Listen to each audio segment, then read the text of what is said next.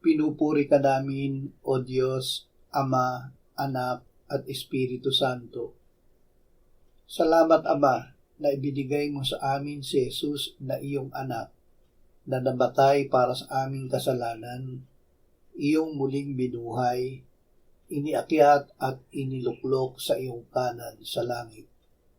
Salamat na ibinigay mo sa amin ang iyong banal na Espiritu, at sa pamamagitan niya ay ibinuhos mo ang iyong pag-ibig sa aming puso.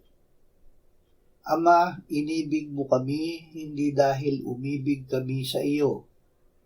Inibig mo kami noong kami ay makasalanan pa, dahil noon mo ibinigay sa amin ang iyong anak na pantubos sa aming kasalanan. Sa pamamagitan ng iyong anak at sa kapangyarihan ng Espiritu Santo, ay pinatatawad namin ang lahat ng nagkasala at inaakala naming nagkasala sa amin, gaya ng pagpapatawad mo sa amin. Amen.